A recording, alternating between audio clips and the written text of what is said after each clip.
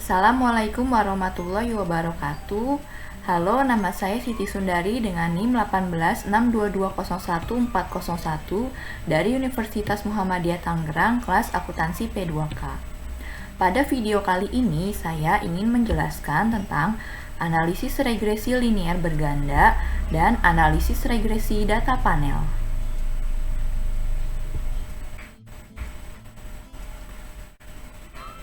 Pembahasan pertama untuk analisis regresi linear berganda. Analisis regresi linear berganda adalah model regresi yang melibatkan satu variabel bebas. Regresi linear berganda digunakan untuk menganalisis penelitian yang dilakukan dengan menggunakan lebih dari satu variabel independen yang diuji untuk melihat pengaruhnya terhadap satu variabel dependen dalam satu waktu pengamatan tertentu. Poin A, persamaan regresi linear berganda. Persamaannya adalah Y sama dengan beta 0 ditambah beta 1 kali X1 ditambah beta 2 kali X2 ditambah beta 3 kali X3 ditambah epsilon.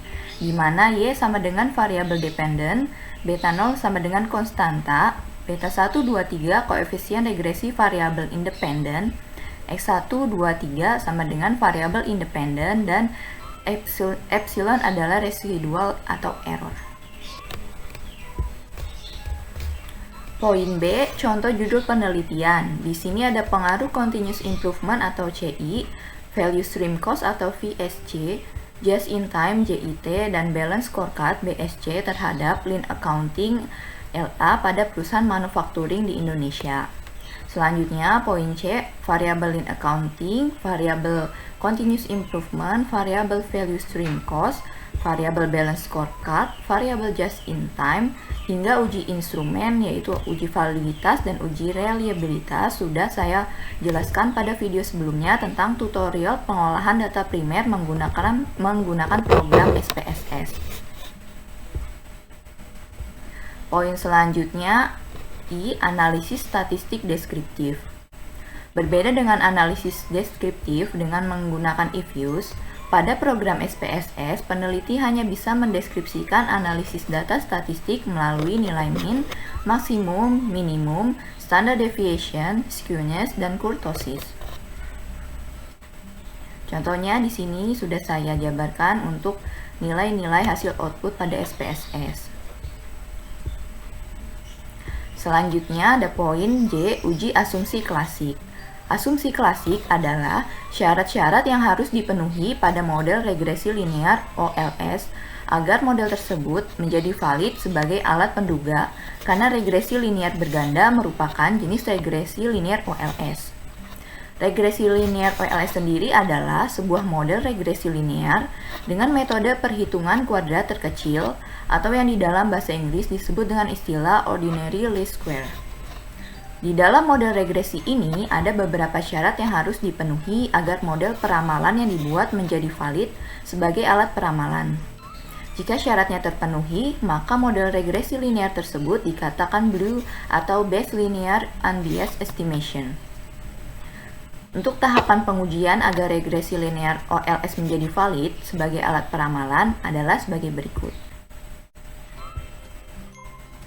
Yang pertama ada uji normalitas. Uji normalitas dilakukan untuk mengetahui bagaimana sebaran sebuah data atau distribusi data dalam model penelitian. Dapat dilakukan dengan beberapa cara, diantaranya dengan uji grafik dan uji Kolmogorov-Smirnov. Untuk uji grafik di sini kita menggunakan grafik histogram. Dapat dilihat berdasarkan gambar di grafik, dapat ditarik kesimpulan bahwa data berdistribusi normal. Hal ini dapat dilihat dari grafik histogram memberikan pola distribusi yang melenceng ke kanan atau membentuk pola seperti lonceng. Lalu ada juga uji grafik p-plot. Dari hasil output di sini pada gambar dapat ditarik kesimpulan bahwa data berdistribusi normal. Hal ini dapat dilihat dari titik-titik yang ada pada grafik p-plot mengikuti dan atau mendekati garis diagonalnya. Uji normalitas dengan menggunakan grafik histogram dan grafik p-plot dapat menyesatkan peneliti apabila kurang hati-hati dalam menafsirkan output.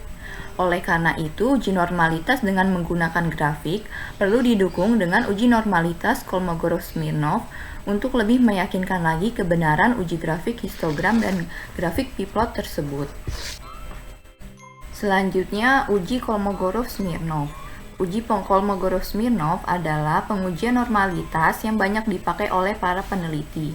Kelebihan uji ini adalah proses yang sederhana dan tidak menimbulkan perbedaan persepsi di antara peneliti yang sering terjadi pada uji normalitas dengan menggunakan grafik. Di sini ada contoh untuk uji Kolmogorov-Smirnov. Kita bisa lihat pada hasil output ini nilai asymptotic significance to tail-nya adalah di atas 0,05, maka distribusi data dinyatakan memenuhi asumsi normalitas atau berdistribusi normal. Jika di bawah 0,05, maka data berdistribusi tidak normal. Dengan demikian, dapat disimpulkan data yang diuji memiliki distribusi tidak normal.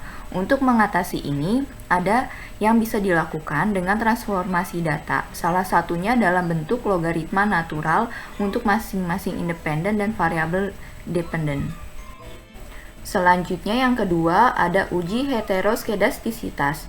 Uji ini dilakukan untuk melihat adakah ketidaksamaan varian dari residual untuk semua pengamatan pada model regresi linear.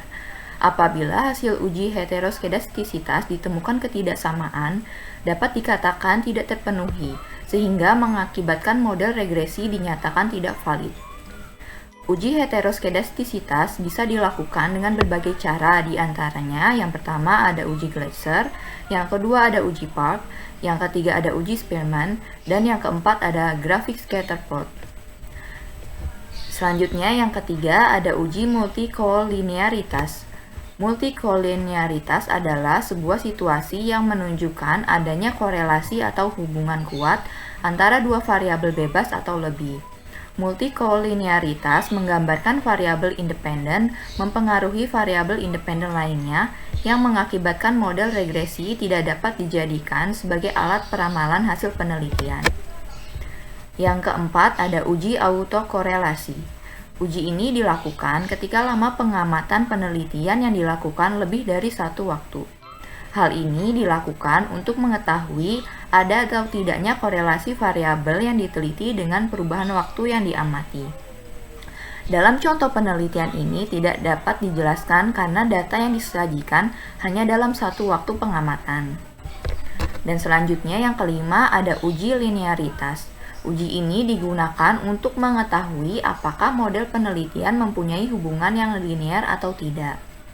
Dalam contoh penelitian ini tidak perlu dilakukan karena model penelitian yang sudah dibangun menggambarkan adanya hubungan variabel independen dan dependen secara teoritis. Selanjutnya untuk poin K ada uji hipotesis. Hipotesis dapat didefinisikan sebagai pernyataan sementara, namun dapat diuji. Hipotesis merupakan hubungan yang diperkirakan secara logis antara dua variabel atau lebih yang ditunjukkan dalam bentuk pernyataan yang dapat diuji. Dengan menguji hipotesis dapat menegaskan hubungan yang diperkirakan. Diharapkan bahwa solusi dapat ditemukan untuk mengatasi masalah yang dihadapi. Sebuah hipotesis pada penelitian memiliki beberapa fungsi penting, yaitu yang pertama, memberikan petunjuk dalam penelitian. Yang kedua, mengidentifikasi fakta yang relevan dan yang tidak relevan. Yang ketiga, menunjukkan bentuk desain penelitian manakah yang paling relevan. Dan yang keempat, memberikan kerangka kerja untuk membuat kesimpulan dari temuan yang diperoleh. Pembahasan selanjutnya tentang analisis regresi data panel. Analisis regresi data panel adalah gabungan antara data cross-section dan data time series. Dengan kata lain, data panel merupakan data dari beberapa individu atau sampel yang diamati dalam beberapa kurun waktu tertentu. Poin A untuk persamaan regresi data panel adalah YIT sama dengan beta 0 tambah beta 1 kali X1 IT ditambah beta 2 kali X2 IT ditambah beta 3 kali X3 IT ditambah epsilon IT.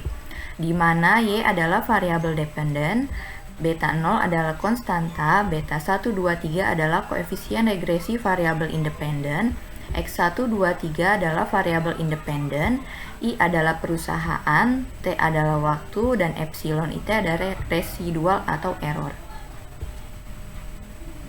Poin B untuk contoh judul penelitiannya di sini adalah pengaruh size, return on asset, debt to asset ratio, non-performing financing, dan penerbitan suku terhadap pengungkapan Islamic Social Reporting pada perbankan syariah di Indonesia tahun 2012 sampai 2016. Untuk selanjutnya, variabel ukuran perusahaan atau size untuk variabel return on asset atau ROA, variabel debt to asset ratio atau DAR, variabel non-performing financing atau NPF, variabel penerbitan sukuk, variabel pengungkapan Islamic Social Reporting atau ISR, dan juga poin I untuk tahapan analisis data. Untuk poin 1 persiapan input data pada program IFUSE, dan poin 2 untuk analisis deskriptif statistik telah saya jelaskan pada video sebelumnya tentang tutorial pengolahan data sekunder menggunakan program IFUSE. Dan selanjutnya poin ketiga ada estimasi model regresi data panel. Di sini ada 3, yaitu yang pertama Common Effect Model atau CEM, yang kedua ada Fixed Effect Model atau FEM, dan yang ketiga ada Random Effect Model atau REM. Selanjutnya poin keempat teknik pemilihan model regresi data panel. Yang pertama ada uji Chow. Uji ini digunakan untuk memilih model yang digunakan apakah sebaiknya menggunakan Common Effect Model atau Fixed Effect Model. Pengujian ini dapat dilihat dari nilai probabilitas cross-section F dan cross-section chi-square dengan hipotesis sebagai berikut. Untuk H0, cross-section F dan cross-section chi-square-nya lebih besar daripada alpha 0,05, maka model mengikuti Common Effect Model atau CEM. Untuk hipotesis HA, cross-section F dan cross-section chi-square lebih kecil daripada alpha 0,05, maka model mengikuti Fixed Effect Model atau FEM. Di sini ada contohnya. Untuk hasil output berikut, bisa kita lihat pada cross-section F dan cross-section chi-square-nya nilai probabilitasnya adalah lebih besar daripada alpha yaitu 0,05, maka Common Effect Model lebih layak digunakan. Yang kedua ada contohnya uji Hausman. Uji ini digunakan untuk memilih model yang digunakan apakah sebaiknya menggunakan Random Effect Model atau REM atau Fixed Effect Model atau FEM. Pengujian ini dapat dilihat dari nilai probabilitas cross-section random dengan hipotesis sebagai berikut. Untuk H0, jika cross-section random lebih besar daripada alpha 0,05, maka model mengikuti Random Effect Model atau REM. Sedangkan untuk HA, jika cross-section randomnya lebih kecil daripada alpha atau 0,05, maka model mengikuti Fixed Effect Model atau FEM. Di sini ada contohnya. Berdasarkan hasil output, nilai cross-section randomnya adalah lebih besar daripada 0,05, yaitu di sini 0,6876. Maka Random Effect Model lebih layak digunakan. Selanjutnya yang ketiga ada uji Large Range Multiplier. Uji ini digunakan untuk memilih model yang digunakan apakah sebaiknya menggunakan Random Effect Model atau REM atau menggunakan Common Effect Model atau CEM.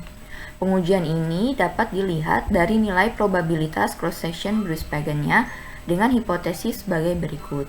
H0 jika cross-section Bruce-Pagan-nya lebih besar daripada alpha 0,05, maka model menggunakan Common Effect Model atau CEM. Sedangkan untuk HA, jika cross-section Bruce-Pagan-nya lebih kecil daripada alpha 0,05, maka model mengikuti Random Effect Model atau REM. Di sini ada contohnya. Berdasarkan hasil output, nilai probabilitas cross-section pada Bruce-Pagan-nya adalah lebih besar daripada alpha 0,05, di sini 0,2527, maka Common Effect Model yang lebih layak digunakan. Poin selanjutnya, kesimpulan model regresi data panel yang dilakukan.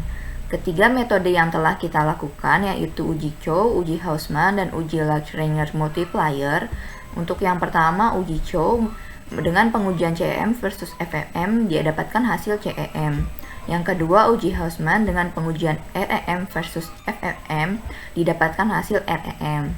Dan yang ketiga, metode uji Lagrange multiplier dengan pengujian CEM versus REM maka didapatkan hasil CEM.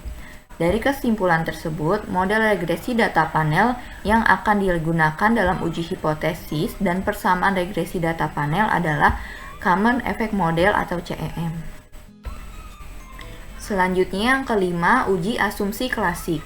Uji asumsi klasik adalah persyaratan statistik yang harus dipenuhi pada analisis regresi yang menggunakan pendekatan Ordinary Least Square atau OLS dalam teknik estimasinya. Dengan demikian, perlu atau tidaknya pengujian asumsi klasik tergantung pada hasil pemilihan estimasi model regresi. Uji asumsi klasik terdiri dari uji linearitas, autokorelasi, multikoliniaritas, dan normalitas. Namun, tidak semua uji dilakukan dalam regresi data panel. Hanya uji multikoliniaritas dan uji heteroskedastisitas yang diperlukan. Pembahasan pertama untuk uji multikoliniaritas. Perlu dilakukan pada regresi yang menggunakan lebih dari satu variabel bebas. Hal ini untuk mengetahui apakah terjadi hubungan saling mempengaruhi antara variabel bebas yang diteliti. Di sini ada contohnya. Dari hasil output tidak terdapat variabel independen yang memiliki nilai lebih dari 0,8, sehingga disimpulkan tidak terjadi multikoliniaritas. Selanjutnya ada uji heteroskedastisitas. Perlu dilakukan untuk mengetahui ada atau tidaknya ketidaksamaan varian dari residual model regresi data panel. Terjadi atau tidaknya heteroskedastisitas adalah dengan melihat nilai probabilitas Bruce-Pagan LM dengan hipotesis H0 jika probabilitas Bruce-Pagan LM lebih besar daripada alfa 0,05. Maka tidak terjadi heteroskedastisitas. Untuk HA, jika probabilitas Bruce-Pagan LM lebih kecil daripada alfa 0,05, maka terjadi heteroskedastisitas. Di sini contohnya dari hasil output nilai probabilitas Bruce-Pagan LM-nya lebih besar daripada alfa 0,05, di sini 0,1696, maka model regresi data panel tidak terjadi heteroskedastisitas. Yang keenam, ada uji kelayakan model atau uji F. Uji ini digunakan untuk menjelaskan apakah semua variabel bebas yang dimaksudkan ke dalam model secara bersama-sama mempunyai pengaruh terhadap variabel terikat, atau dengan kata lain model fit atau tidak. Uji kelayakan model bisa didasari oleh dua hal. Yang pertama, berdasarkan perbandingan F statistik dengan F tabel. Dikatakan H0 jika nilai F statistik lebih kecil daripada F tabel, maka variabel independen X secara bersama-sama tidak berpengaruh terhadap variabel independen atau Y. Dikatakan HA jika nilai F statistik lebih besar daripada F tabel, maka variabel independen X secara bersama-sama berpengaruh terhadap variabel independen Y. Yang kedua, berdasarkan probabilitas. Katakan H0 jika nilai probabilitas atau F statistiknya lebih besar daripada alfa 0,05. Maka variabel independen X secara bersama-sama tidak berpengaruh terhadap variabel dependen Y. HA jika nilai probabilitas atau F statistik lebih kecil daripada alfa 0,05, maka variabel independen X secara bersama-sama berpengaruh terhadap variabel dependen Y. Di sini ada contohnya. Dari hasil output nilai F statistik yaitu 7,561323 lebih besar daripada F tabel yaitu 2,45583 dan nilai probabilitas F statistiknya 0,000048 lebih kecil daripada alfa yaitu 0,05. Maka dapat disimpulkan HA diterima atau variabel independen pada penelitian ini yaitu size, ROA, DAR, NPF, sukuk secara bersama-sama memiliki pengaruh terhadap ISR. Selanjutnya, poin ke-7 koefisien determinasi. Menjelaskan seberapa jauh kemampuan model regresi dalam menerangkan variasi variabel bebas mempengaruhi variabel terikat. Semakin besar nilai R-squared, semakin baik. Dengan penjelasan, nilai R-squared harus berkisar dari 0 sampai 1. Jika R-squared sama dengan 1, naik turunnya variabel terkait Y 100% dipengaruhi oleh variabel bebas X. Jika R-squared sama dengan 0, tidak ada hubungan sama sekali antara variabel independen terhadap variabel. Di sini untuk contohnya, dari hasil output, menunjukkan nilai adjusted R-square-nya sebesar 0,427133. Artinya, perubahan naik turun ISR dapat dijelaskan oleh size, ROA, DAR, NPF, dan sukuk sebesar 42,7% dan yang sisanya 57,3% oleh variabel lain yang tidak diteliti dalam penelitian ini. Selanjutnya, uji T. Hasil uji T menjelaskan signifikansi pengaruh variabel bebas secara parsial terhadap variabel terikat. Hipotesisnya bisa didasari oleh dua hal. Yang pertama, perbandingan T statistik dengan T tabel. Katakan H0 jika T statistik lebih kecil daripada T tabel. Maka variabel independen X secara parsial tidak berpengaruh terhadap variabel dependen Y. Dikatakan HA jika T statistik lebih besar dari T tabel. Maka variabel independen X secara parsial berpengaruh terhadap variabel dependen Y. Yang kedua berdasarkan probabilitas. Dikatakan H0 jika nilai probabilitas lebih besar daripada alfa 0,05, maka variabel independen X secara parsial tidak berpengaruh terhadap variabel dependen. Dikatakan HA jika nilai probabilitas lebih kecil daripada alfa 0,05, maka variabel independen X secara parsial berpengaruh terhadap variabel dependen Y. Di sini ada contohnya. Dari hasil output menunjukkan bahwa nilai T statistik ukuran perusahaan atau size di sini 5,342230. Sementara T tabelnya itu adalah 2,02269. Maka T statistik lebih besar daripada T tabel dan nilai probabilitasnya di sini 0 adalah lebih kecil daripada alfa 0,05. Jadi dapat disimpulkan bahwa variabel size memiliki pengaruh terhadap ISR dan seterusnya untuk variabel lainnya. Demikian penjelasan tentang analisis regresi linier berganda dan analisis regresi data panel. Semoga dapat bermanfaat. Wassalamualaikum warahmatullahi wabarakatuh.